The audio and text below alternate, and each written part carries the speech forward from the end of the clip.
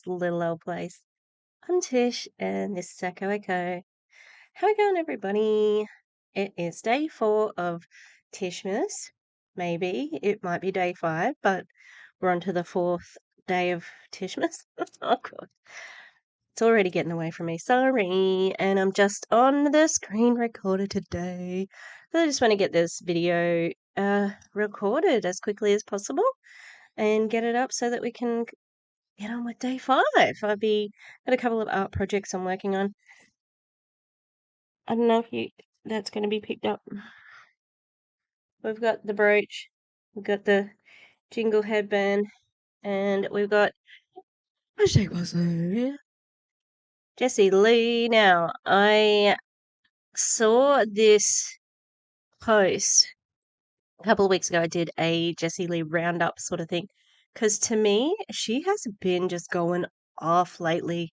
Very sort of mask off, because like it was, she wasn't having many eyes on her. It felt, that's how it felt, like she wasn't getting as many videos getting made about her and so on, and it just felt like she got real cocky there for a while. Cockier, okay. She is the queen of cocky. Yeah, is that what we're going to go with? Yep, that's the description we're going to go with. Yeah, so I'm like, I think she's just gone off, and she needs a little bit of a. Not that she's going to see my videos, but someone else might see her videos. Someone else might see my video and say, "Oh, yeah, that is actually concerning behavior." She's not making sense. Now, when I saw this particular post, she started telling a new story, and which she has done the entire time she's been on the internet telling her story. It started out that she lived in a basement, and then we found out that the basement belonged to her mother, and then that she said along the lines there somewhere that she got fired from the lab where she was working. Okay, and now she's told a new story about when she was at college living in New York, which is arguably one of the most expensive places in the world to live, and she was working 3 jobs and pulling in 6 figures. If that was the case, she'd just stay what she was doing. Like, she's such a liar, allegedly. Covering my butt. And yeah, so she told it on this person's podcast, so that's what we're going to have a look at. Mr. Shoulders, he's huge. His shoulders, he's just like a walking triangle. Yeah, so his name's Coach JC, and I didn't really notice much about him in the original video that I did, but yeah, the name of the podcast is Win All Day, Coach JC. Win All Day. All right, so we're going to watch this, and I'm going to do some art. I know that it's very hard to bump her up faster, so we'll see how we go.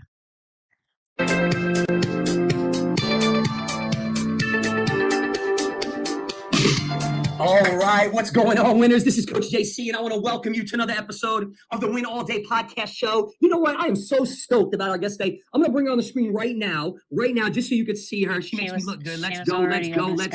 Hey, if you're a frequent listener or viewer, then you know what time it is. It's time for our Win All Day winning confession. If it's your first time, we believe at Win All Day that if you want to live a life... Geez, even JL looks a little bit taken aback. What?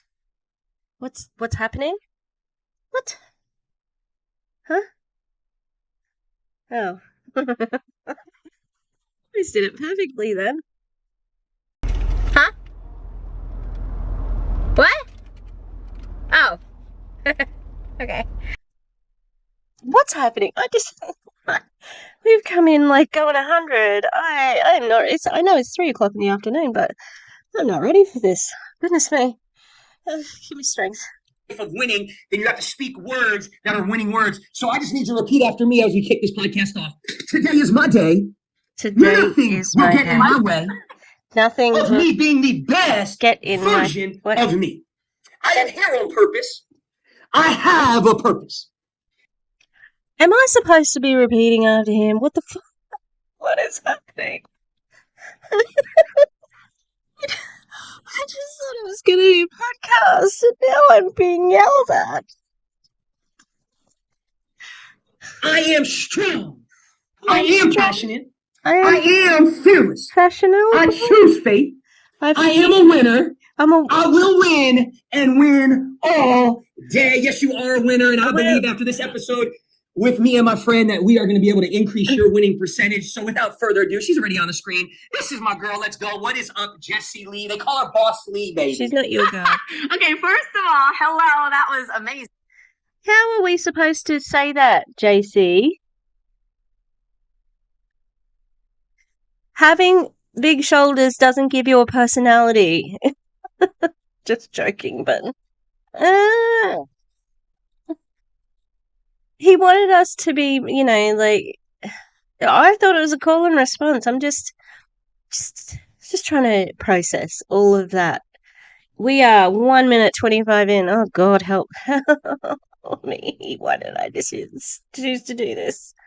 Let's go. I'll tell you why you're successful. For anybody who's looking for secrets to success and stuff like that, which I know is why people listen to entrepreneurial podcasts, it's your energy. Our conversation before, I'm like, oh, he's got great energy. And then as soon as you open it up, it's that showmanship. It's that ability to turn it on right when you want to turn it on. And for whatever reason, most people don't understand that that's the secret sauce right there. Forget all the fancy whatever else and the lights and the camera and the action and everything you feel like you need to know. It's energy. People love contagious energy, and you have that. So just like a nod to you really fast. But hi, I'm excited to be here. Thanks for having me. Come on, all day. Hey, I feel the same about you. And definitely if anybody visits your Instagram, your social media, they will feel that energy. And I think whatever season you're in of life, I think what you just said is key. It doesn't matter if you're a stay-at-home mom. It doesn't matter if you're an entrepreneur, a businessman, if you're in sales, especially. I believe the greatest transfer is your energy, right? And so you just got to make a decision. A lot of it's decision. My energy comes from purpose. And we're going to talk about a lot of keys to success today. But this is the one and only Jessie Lee. They call her Boss Lee. She's the people's mentor. She's crushed the game online in sales and network marketing. She's a speaker. And are you an author as well? Not yet. I know. Like Ryan's always like, write a book. I'm like, I'm going to write a book.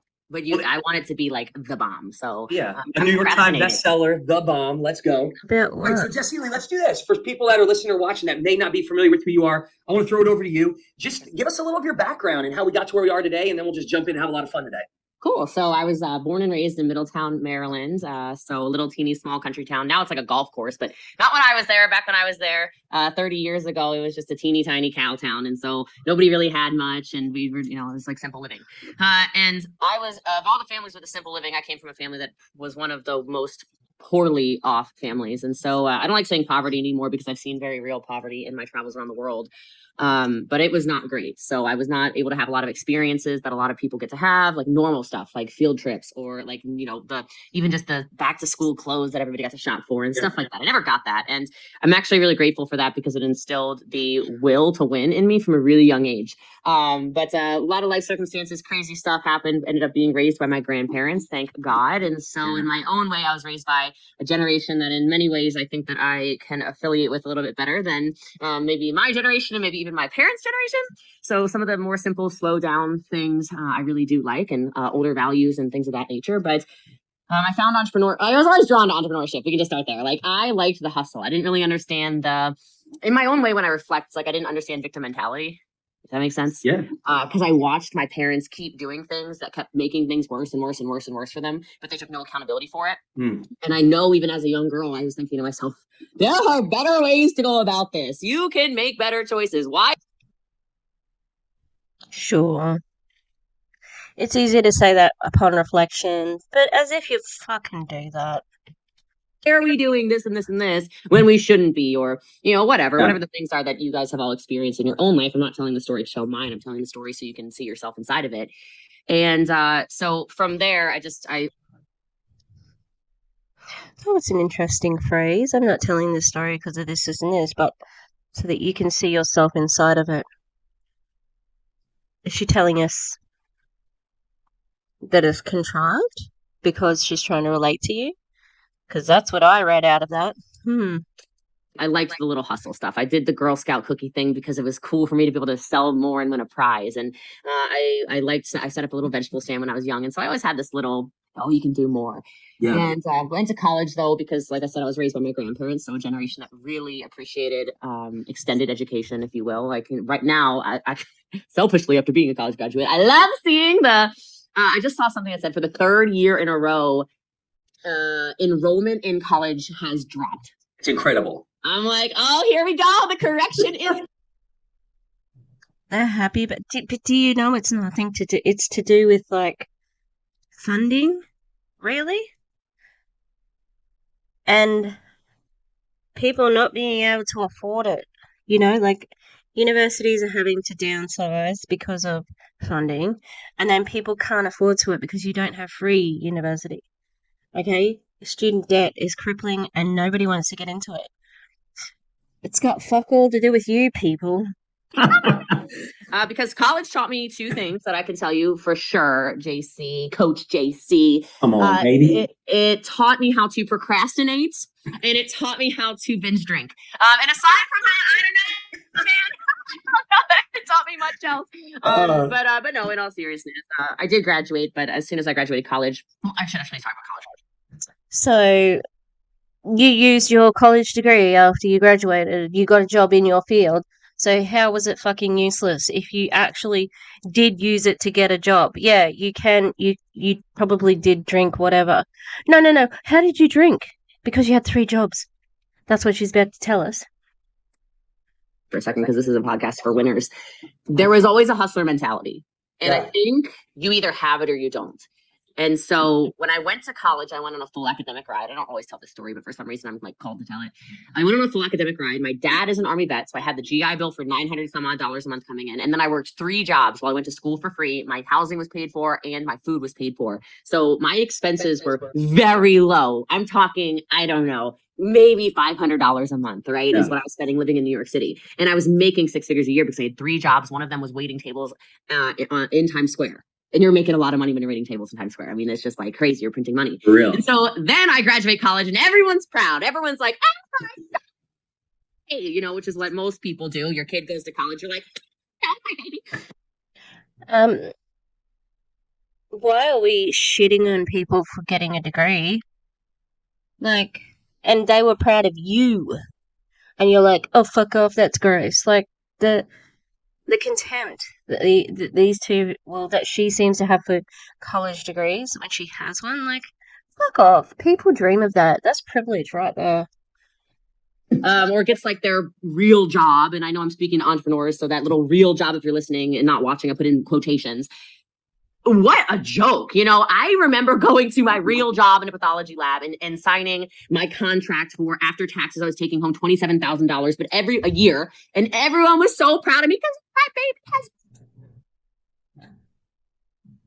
This is like the Veronica Bay thing where they think they should be like stepping into a job that is highly paid because of who they are. And it's like, no, there's a hierarchy. And this is why you want to be in an MLM, because you know that you can get to the top by being scammy and manipulative, and so a system that is actually fair is not going to be a system that you like, because you want to have an advantage over people.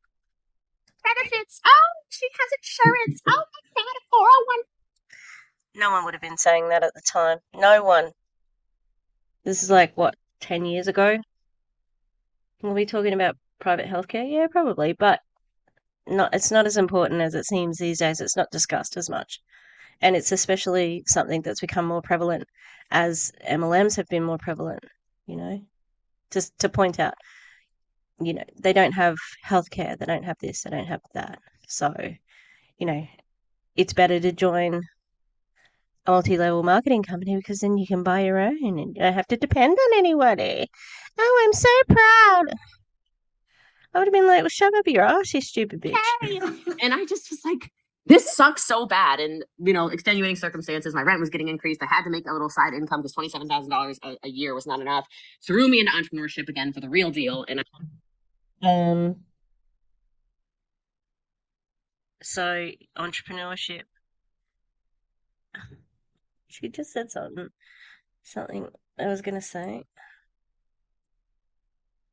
Benefits. Oh, she has insurance. Oh my God, 401k. And I just was like, this sucks so bad. And, extenuating circumstances, my rent was getting increased. I had to make a little side income because Extenuating circumstances. My mother, who was so proud of me and saying these things, she's so good. You were just saying that. You were literally just saying how everybody was proud of you. And yet she put your rent up $300. I don't think those two things can exist together, because I think if you were to... where was that thought going? I stopped to think about, so if the mother had have sort of said, or Jessie Lee, like, come on, Mum, I thought that you wanted me to do well. Like, this is just a bit too much, that more than I can afford at the moment. I want to stay in this job that I love, but can you just take it easy on me? I'm not sure if that would have worked, because, she brought up Jessie Lee. Although, hang on, was she brought up by her grandparents? I don't know. I don't know the full story. I don't need to know, honestly, but I just know that her attitude stinks. $7,000 a year was not enough. Threw me into entrepreneurship again for the real deal. And I've been a full-time entrepreneur for almost 12 years. January is 12 years of full-time entrepreneurship. So that's me in a nutshell, I guess. Wow. Come on, girl. I appreciate you sharing that. First of all, we love who you are. I can tell you this. We have a lot of friends in common, a lot of colleagues in common. And everybody I talk to, like, there's this common theme. Obviously, you're really good at what you do in business and entrepreneurship, but there's this common theme. We talked about energy earlier. Like, you just like to have fun. Like, everybody talks about you like you're lighthearted, you like to have fun. You are a hustler. Like, you have the hustler mentality, you get stuff done. But the one thing I love that I hear all the time, common denominator, is like, you bring a lot of joy to situations. Like, you bring a lot of fun. I know people from different arenas, people that maybe you've coached, right? And then people that are, colleagues, and everybody says the same thing. Like, being around you is just electric. You like to have fun. And so I appreciate that. And I can just tell on this episode, like, you're having fun already. You just keep it real. Seems like it's a persona, because Erin has reported that she's very quiet. And she's even said it herself, that she's quiet, in real life at a party or whatever. That's awesome, girl. Thanks so much. So do this. Jump into the entrepreneurship side of stuff. You go to college, you get out of college, you kind of follow this path that we see, right? A lot of times we do what we're told to do and what we're taught. And so now you're entering this entrepreneurship world. What were the endeavors that you jumped into as an entrepreneur? I want to go back just for 1 second, if you don't mind, because you mentioned that people, and that is so cool. So thank you. I'm never going to forget that people say I bring joy. That is success to me, and not in the sense of I give joy to other people. I want more people to find their joy, and through the route of entrepreneurship and making decisions that feel right to me and saying no to things that have not felt right to me, which is a journey, by the way, because I was definitely a yes woman for way too long. I have found so much joy.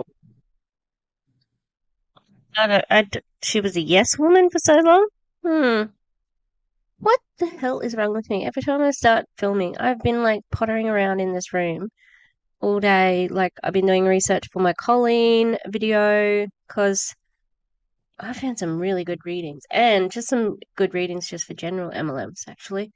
And the minute I sit down to start recording, my eyes get heavy. God, I'm just resting them at the moment. Okay, I'm not actually asleep. Oh, I just want to get a video, made. Shut up. Just go. Keep going. And I continue to seek joy more than the money or the cars or the trips or the accolades or any of the stuff. And not to say those stepping stones aren't important and I don't pay attention to them. It's just that inner happiness means so much more. And so I love that. I like to be. I wonder if she is actually happy on the inside.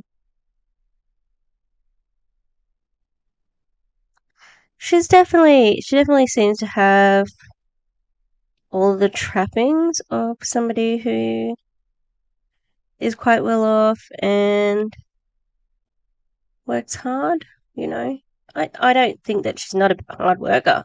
I think she is, but I don't think that she was a yes man. am happy. I think joy just exudes from happy people. And so I love that. So yeah, entrepreneurship. I'll tell you where I started. The real thing is that people are brainwashed. Like, let's have a real conversation. She always laughs in the weirdest spots.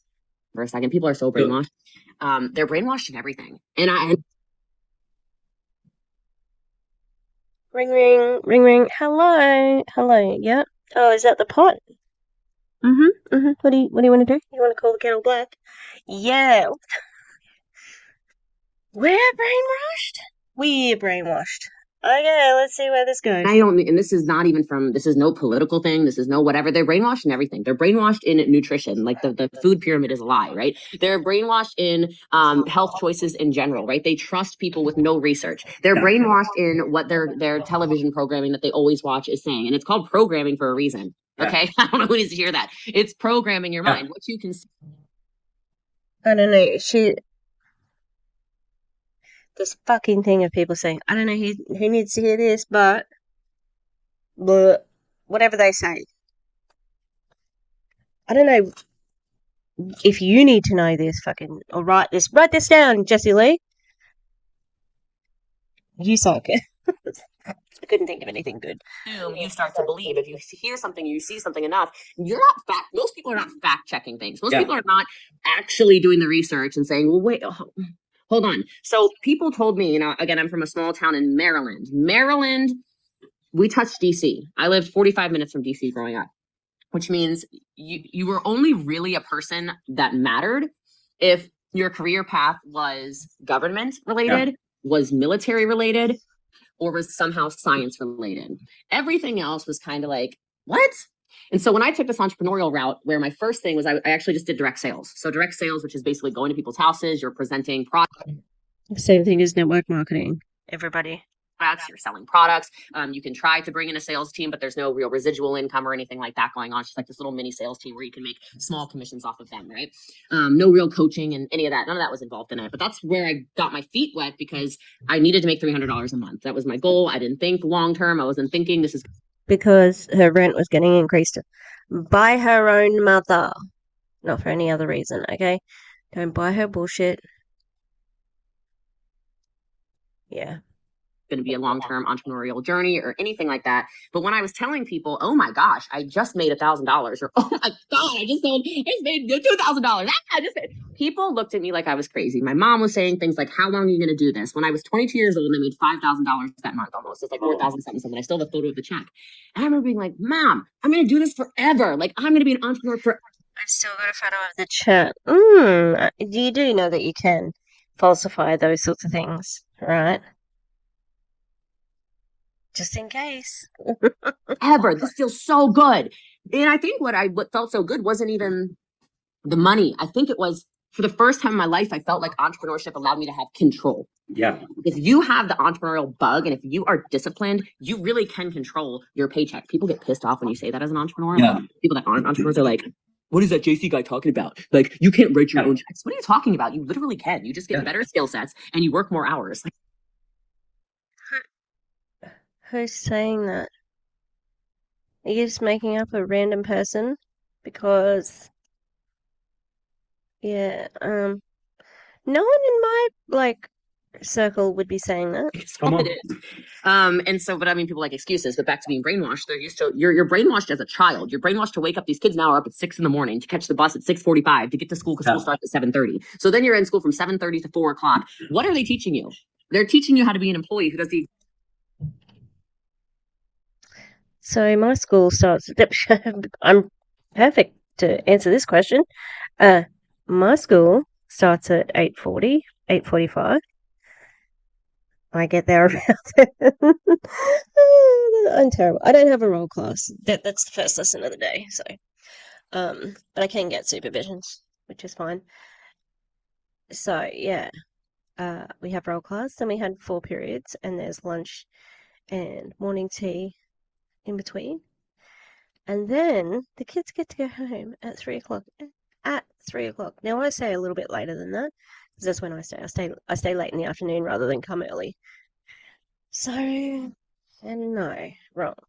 Yes, some kids are on buses and so on to get to various places, or transit, being transported in a bus. So some of the people are on buses. Tired. Where did this tiredness come from? My God. Okay, let's keep going. Exact same thing the rest of their life till the day they die. Yep. Broke and unhappy and Look, and don't get me wrong, one of the major problems of the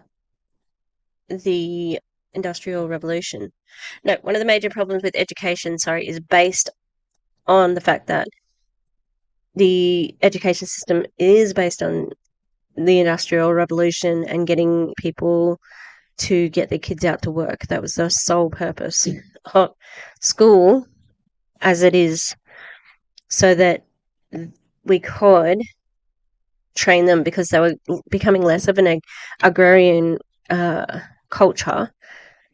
agrarian society, and more of an industrial society. So they needed a way to get people used to the fact that they would be working inside all the time, because most people were not. And the way that they did that was made school. So then when people did get to a certain age, they weren't sort of hurried off and hang on, where's my brain gone? When they did actually have, so the workers, the school kids who were going to school, once they finished school, they were used to being inside and used to being, working from this time to this time, because they'd been conditioned like that in schools. So it was directly in relation to getting little factory workers. Mind you, they did also use children. So, like one of my things that I've been thinking about from a pedagogical point of view is, like we haven't had a revolution in education since the Industrial Revolution, which was to make little workers. And I've said it before too. I freaking hate doing work studies as a subject at school. I think that it's smashed into our students so violently, and it causes so much anxiety and issues, because people aren't ready to make decisions about their life. They don't know what they want to do. And that's okay, because we have time as humans. I didn't know what I wanted to do until I got out of school. So I'm the first person out of school to advocate for letting kids be kids. Hate homework, hate it. I don't give out homework, because I think that they should be just able to be kids. I love playing, like being a drama teacher. Play is so important still as a teenager. So I don't give out homework. So, she's right in one sense, but, she doesn't actually care about that, in my opinion, fulfilled. So anyway, did direct sales, and then I was presented a network marketing opportunity in 2015, and it was an interesting pitch. I was already making good money. I was making maybe like $275,000 already a year, which I thought was like amazing. I was like a very egotistical, stupid kid, 25 years old. And my this guy said, "Hey, I was looking at your sales that you posted on your Facebook, because I always liked social media. And he said, if you were doing network marketing, you'd be making $1 million a year." I'm like, "Yeah, whatever, dude. Whatever, bro. Turns out bro was right." So, and it's kind of like one of those things. And again, this is just entrepreneurship in general too. But when you see something, you can't unsee it. Right? When you see something, you cannot unsee it. Yep. It's locked in your brain, no matter if you wanted to see it or not. Oh! And I saw that I would have been making $1 million a year. And 9 days later, I was in a network marketing company.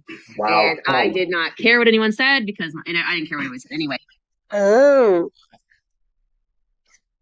the old like even Chad said that you don't tell people that you can become a millionaire overnight. You fell for it. Kind of a foolish move from somebody who's meant to be so smart. But my first year in network marketing, I made $1 million. Come on. And people, who the hell? Who is this girl? What is she? I'm like, I'm this 26-year-old. I'm gonna need a fact check on this one. Ooh, the pause story.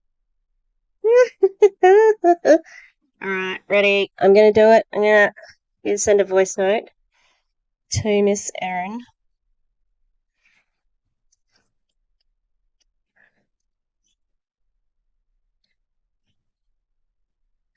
Hello, Erin. I'm watching this old, not that old, podcast that Jessie Lee was on, and she said she made $1 million in her first year network marketing.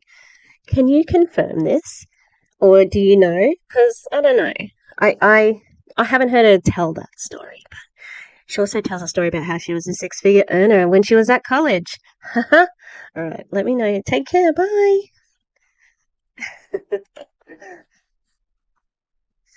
We'll see what. And it was a whirlwind, and so that turned into a lot more. Right then, I decided to start really going crazy with network marketing to not only build a brand but also to learn a lot more skill sets.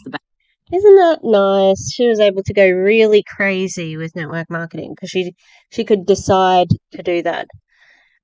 Obviously, like I'm not saying her skills aren't good. She's obviously a good salesperson, but yeah, most people want to do that. Most people can put the manifestation out. They can put it out. They can do this, that, and the other. I need to turn my sound on because I keep missing a phone call. Yeah, like obviously everybody wants to be successful in their network marketing. What's happening? Yeah, I don't know what's happening.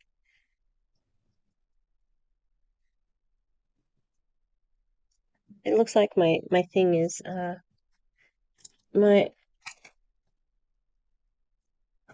maybe it's stuck.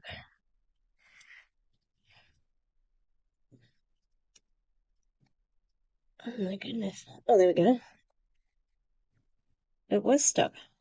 What was there? It's making it sticky. Yeah, this is great for my video.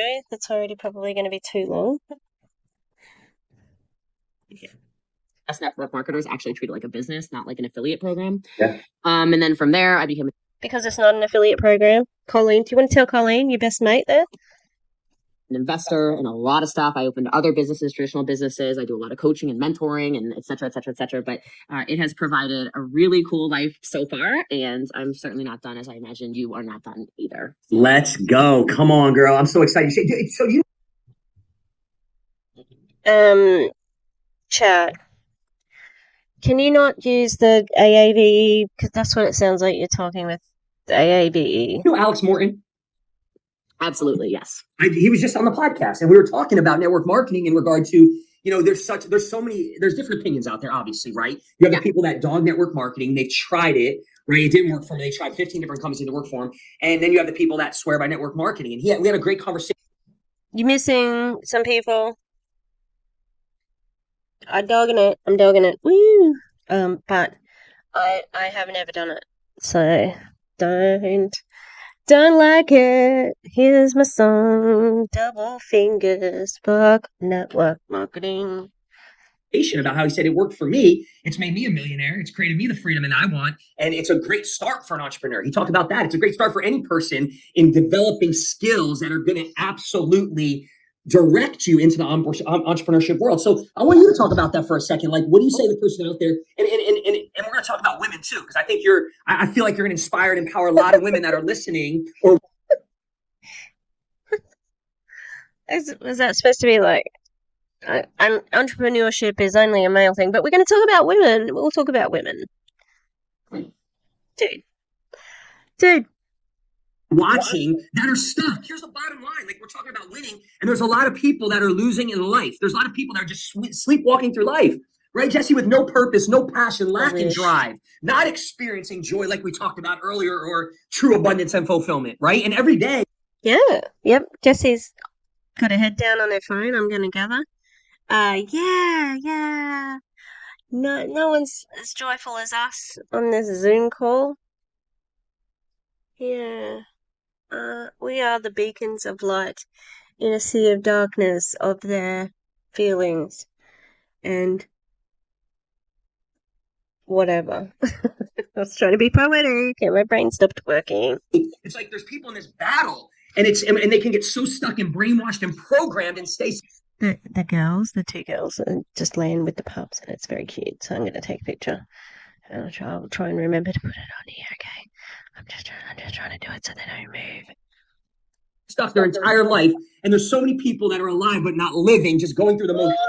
Come on. So I want you to talk about, to the person right now that might be on their side that say, man, you guys are talking about making money. You guys are talking about success. What would you say to the person that says, hey, you took a leap in the entrepreneurship world, and you went from 250 to making millions, And what would you say to that person right now that might be losing in life and they're complacent, they're comfortable, it's costing them their calling, and they don't have passion, they don't have energy? This should be good. It'd be nice if she could engage in this conversation, but you know. You don't have purpose. What would you say to that person? Oh, I gotta beep back it up. I'll speak to that person. Yeah, back it up. First, I want to say what you were. I'm a note taker too. I see you over there too. Look, you said the people that jump from 15 different companies and they're just losing. You're losing because you never were disciplined enough to stick with something when it got hard. And that is not a network marketing conversation. That is a you problem. Take some accountability. Like when something is hard, and I feel it. I just don't go, oh, no. I go, ooh, we have a challenge. Now, I ask myself then, why is this hard for me? I've seen her talk about this elsewhere, this particular bit with the back it up. What skill sets am I missing that if I would learn them, this would be easier for me? Because successful people look for solutions, they don't look for problems. And unsuccessful people are the first people to find the problems. If their brain becomes a vacuum, everything around you is doom and gloom. Everything's falling apart. Your partner sucks. Your kids are bad. Your money's wrong. Your health is out the window. Everything's bad. Everything's bad. Everything's bad. Everything's bad. Well, then why does it seem like everything is good for people? Right? Because it's a vacuum of positivity. It's a vacuum of solutions. And I'm not here to tell you that network marketing was easy. Okay, I'm not here to tell you that every step along the way I wanted to do it. I will tell you for the first 3.5 years of the direct sales, network marketing, whatever, I wanted to quit more often than I wanted to stay, because there were times where I was like, the amount of hours I'm putting in to learn a business model makes no sense. But it would also makes less sense to me is that people will literally go to college for 4 years making no money. 4 years, no.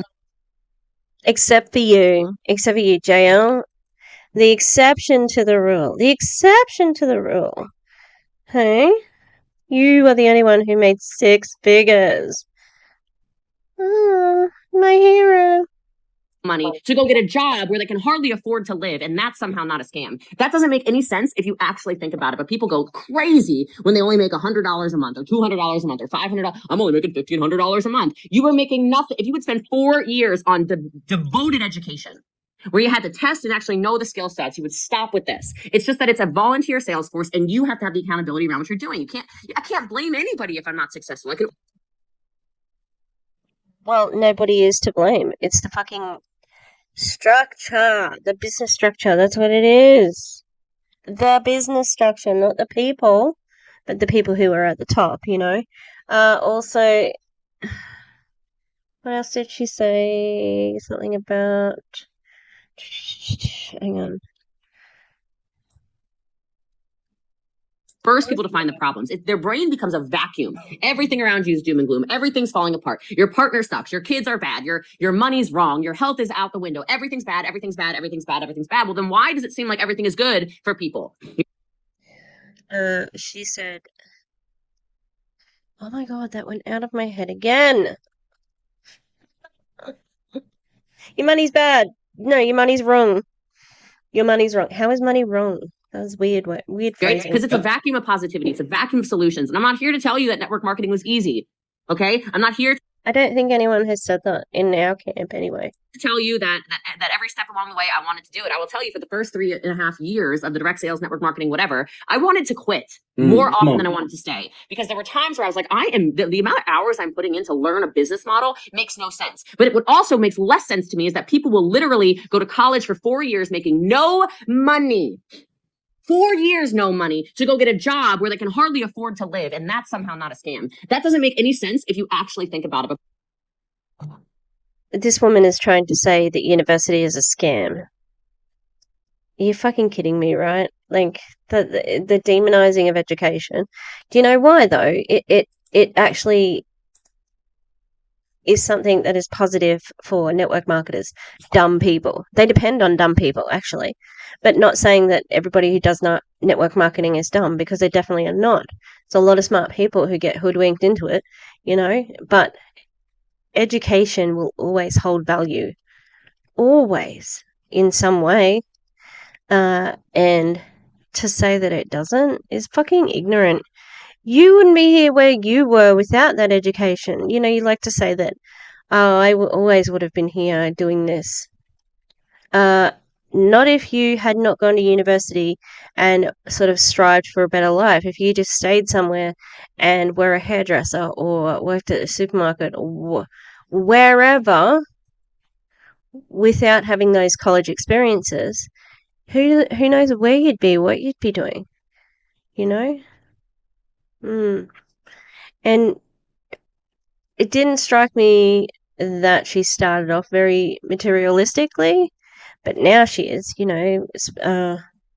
luxury cars, clothing, designer brands, etc., etc. This is getting annoying. People go crazy when they only make $100 a month or $200 a month or $500. I'm only making $1,500 a month. You were making nothing. If you would spend 4 years on devoted education, where you had to test and actually know the skill sets, you would stop with this. It's just that it's a volunteer sales force, and you have to have the accountability around what you're doing. I can't blame anybody if I'm not successful. I can only blame myself. A lot of people are good at pointing fingers at everybody else. Look at the thumbs that are pointing back a little bit more often. And I was willing to do that. Back to Alex for a second. We always joke around. He's like, "You're the queen, I'm the king." I'm like, "All right, that's cool, that's cool." Because both of us have this high octane personality where never have you been able to tell either one of us in any experience I've had with him over the last, 9 years together. I mean, we're not together in any kind of business, but together. You can't tell us no, like in the sense of you can't say, no, this is impossible. No, that can't be done. No, you're going to hit a wall here. No, whatever. We've had business partners leave. We've had the crazy stuff online of whatever people do when people don't like people, all of this stuff. This is normal behavior, but neither one of us was willing to quit. And people at the top of any profession, regardless of what we're talking about, do not quit. So, but you really said something cool. You said lots of people losing in life, no purpose, and they lack drive. Okay. That's the problem. What do you care about? Yeah. Like whoever's listening to this, you need to get still sometimes. I care about the people who are at the bottom of the pyramid scheme or network marketing company who are not benefiting from your system. So you obviously are at the top of the table. So as the money comes up through like recruiting, etc., etc., like it gets more and more that money is in your pocket and it's coming from your downline's pocket. So that's what we're upset about, that you fucking know that. You know that. And you still choose to be a network marketer. You need to journal sometimes. You need to start asking yourself maybe the tougher questions like, why don't I have a life that I want? Why do I give up on everything? Why don't I know what gives me joy? Why do I give up when something is difficult? What am I playing for? And it doesn't have to be for a person. Sometimes it can be for just a greater good, right? Sometimes it can just be for, you have this huge, overwhelming purpose and calling on your life, and you can't explain why you need to make the money, and you need to give away the money, and you need to create a foundation, you need to do all this stuff. You can't explain. But I was at dinner last night and somebody said something like, "Oh, I'm going to retire when I'm 35." And I said, and he's like a hustler, right? And I said, "No, you're not." Yeah. Like, "No, yeah. That's my goal." I'm like, then you're not as much of a hustler as I thought you are, because every level of success, you'll want more. Yeah. And not in a greedy way. And I explained it to him like this. He's Jewish. And I said, I know Jewish school is expensive. So wouldn't it be cool if you could donate, or if you could pay like a scholarship for 10 kids to go to Jewish school every year? He's like, "Oh my God, it'd be amazing." Like, it's pretty expensive, right? And he lit up.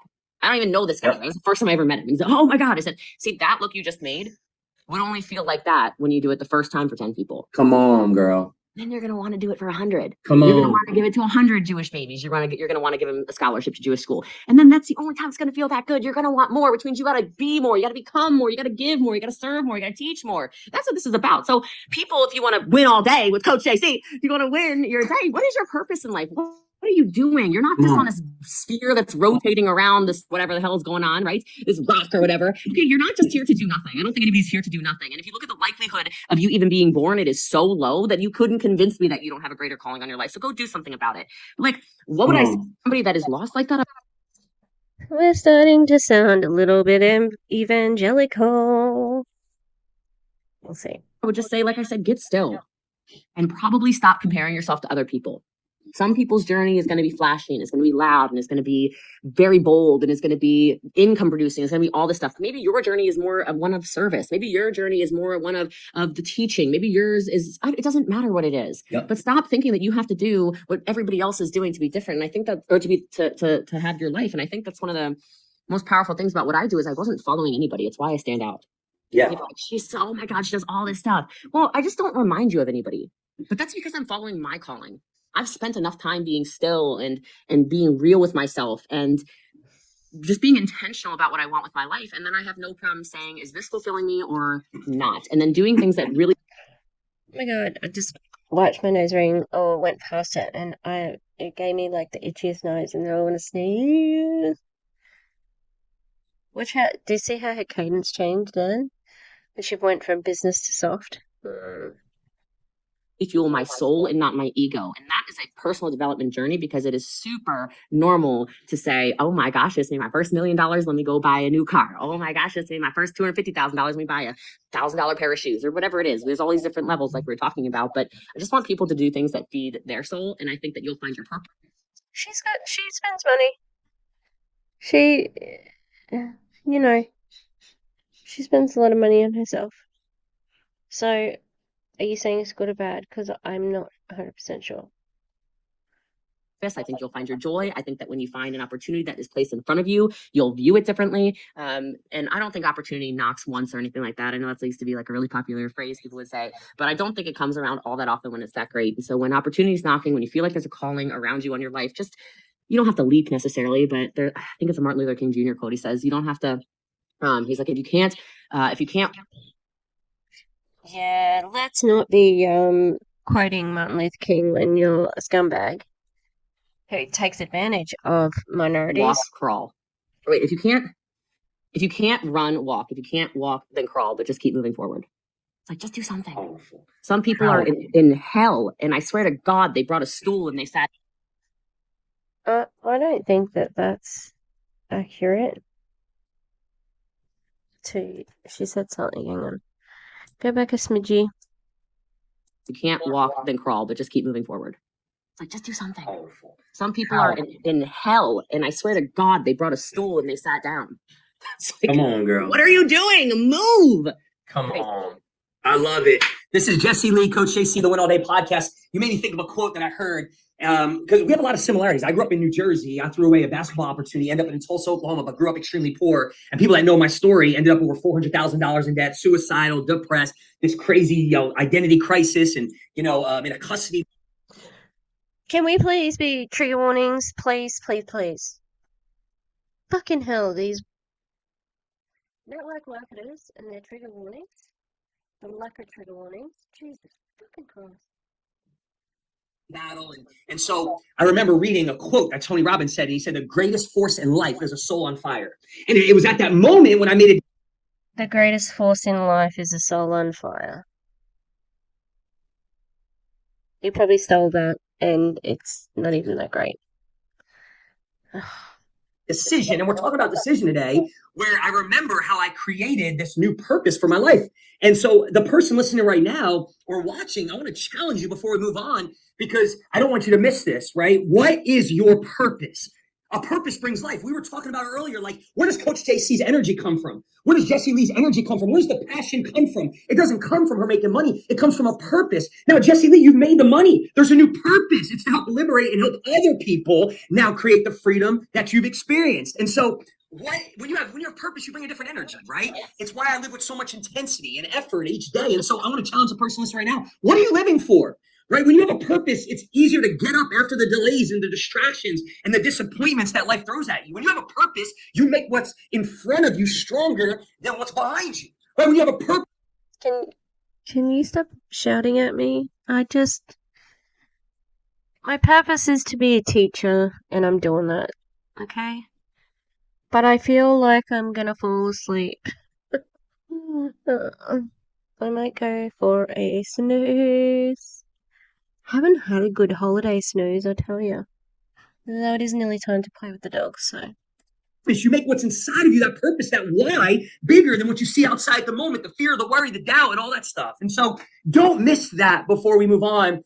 Don't let another day go by where you live a life with no purpose, no why, no driver, no juice. You gotta find that. And then you said something else that's powerful, talking about the victim mentality. I think it's so powerful because I think that's the quickest way to take back the power, Jessie. Like, think about the people, how many times we give away our power. You said something about taking responsibility, right? Everything in your life. Like if you were just to say, I am the creator of my reality, right? And that's the difference of, victim mentality is responsibility.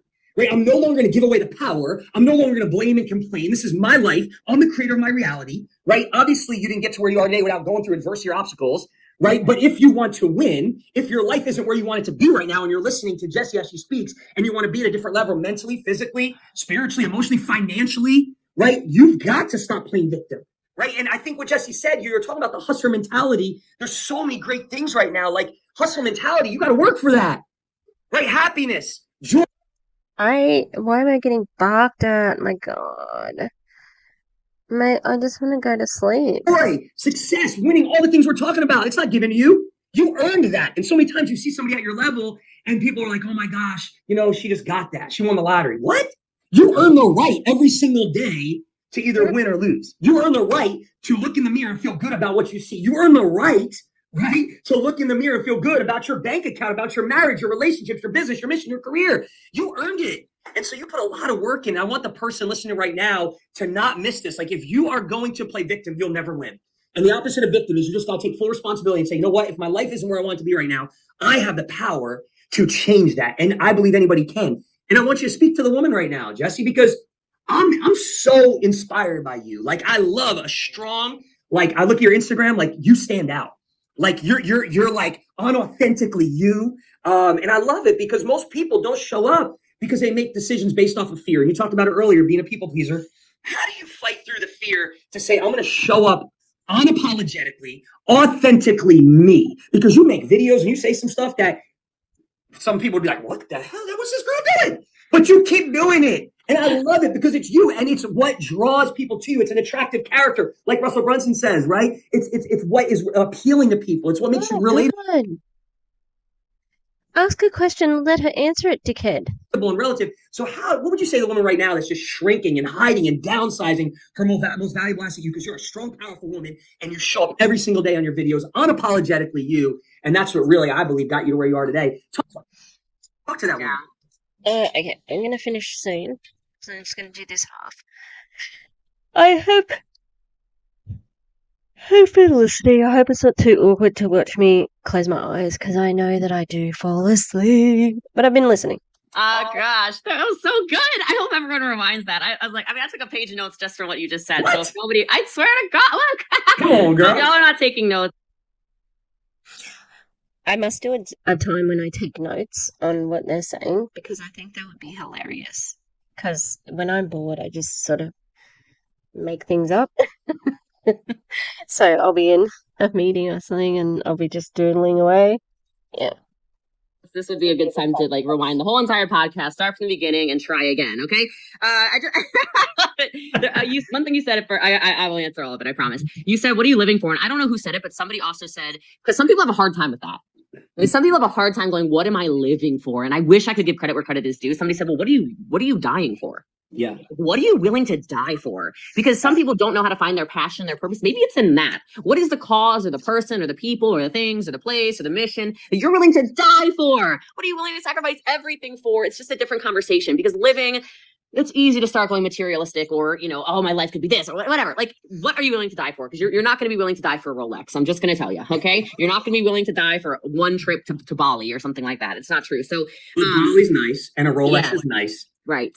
And I'm not saying it's not. I'm just saying when people set those kind of monetary based goals or purpose, it fills a purpose for a moment kind of goals. Those are the people I see when I coach, that they're really excited when they run for that. And then once they have it, it's almost like sometimes they join the witness protection program or they have this identity crisis. You stole that from Ray. But I bet you Ray stole it. He probably stole it from you. It's like, who am I? I thought I would, and I would just like to, for everyone who's listening to this, to please avoid that at all costs. So, and then you said, I'm the creator of my reality. Yes. I said it on my Instagram story yesterday, I think. It's like, what you are not changing, you are choosing. What you are not changing, you are choosing. And so if you don't like something in your life, I'm not telling you to upheaval the entire thing. I'm just saying, could you change little steps? Because humans are creatures of habit. We create our life based off of patterns. Anybody who works a normal job or whatever, it doesn't even matter if you do or not. Anybody that is used to waking up at 6 a.m. and you do that Monday through Friday, what is the latest you can actually wake up on a Saturday when you could sleep in? Yeah. 7:30 the latest. It's a pattern. You walk your dogs always. No, I no, I'll sleep in. I can wake up at 7 o'clock in the morning when I need to, and I can wake up at 11:30 on the weekends. So there's that. Not that anyone cares, you know. If you feed your kids always, you either are somebody who goes to the gym and is disciplined or you're not. But if you're not changing it, you're not changing your patterns, you're not changing your behaviors, you're continuing to repeat your own toxic cycle. So anyway, I would just say take your power back. I'm big on taking your power back and everything. And so women in general, this is for everybody, but my audience is about 60-40 females. So yours is probably I don't know, like 80% men or something. They're like, who is this girl? But hi.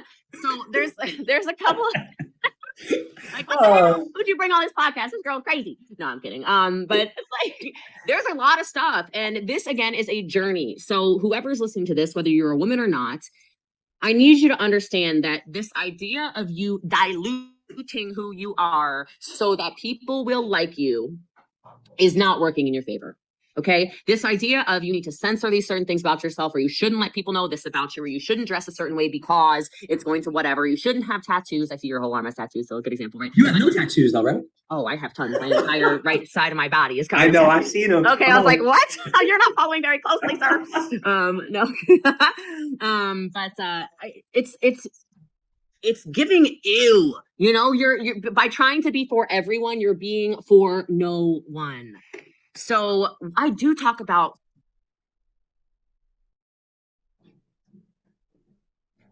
The pot needs to ring back. You are trying to get everyone to follow you. You know, like her reels at the moment are concerning, weird, sucky. So yeah, look, I think she does try to win everybody over, but you know, and maybe that's what she doesn't like about the network market, the non-network marketers, anti-MLM. She doesn't have anything that they want. She doesn't have, we don't identify with her. For starters, the life she lives is very privileged. Like very full of money, and yeah, so that's one thing.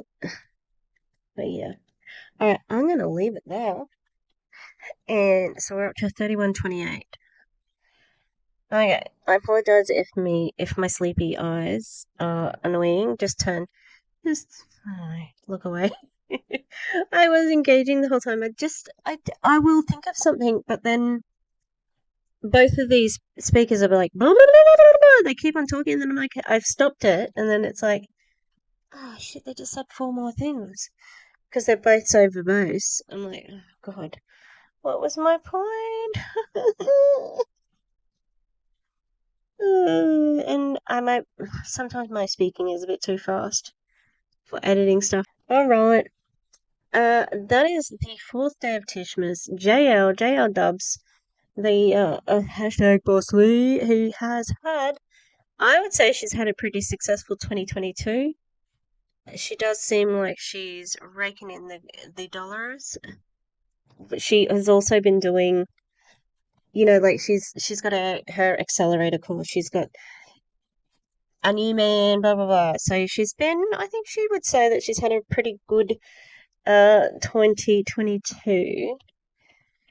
But I think, she still is a much disliked character in the anti-MLM movement. And although people have been speaking up about her, I mean, she's still going okay. I don't think that they have had a single recruit who was an anti-MLMer who was converted over to them. So she likes to think that she could do that, but I don't think she can. Anyway, I am painting a handkerchief. Nothing happening at the moment. It's just going to be like an abstract sort of a design on there. Alright. Hopefully you can hear my little jingles. I'm going to go down and play ball with the dogs. Oh, have we got a puppy moment? Let's... Double trouble. Okay, so we've got an update. I thought her name was going to be Sheba, but it's not. It's Willow. Hey, little Willow. Oh, hello. Oh. And this little fella, he is my favorite. It's so sweet. So sweet. Doo-doo-doo. Probably going to pee on my... Hello, we're two dogs. Do-do-do-do-do. Oh, they're too cute. Hello, we say network marketing is bad. Isn't it? Isn't it, baby?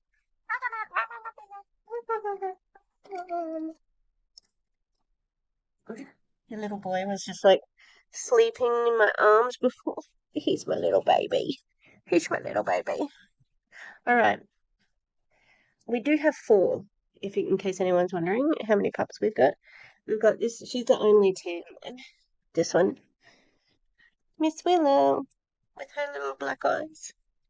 And then we've got 2 other black and tan ones who are girls. And this little fella. Alright, I get an armful of puppies. Don't tell me I'm not winning at life. Armful of puppies. Alright. I am going to put him down though, because she's getting squiggly. My boy. My boy. Oh, he's very snuggly. He was sleeping with me before. Hello. Alright. Alright. We will see you tomorrow for another day of Tishmas. Yeah. Alright, goodbye. Goodbye.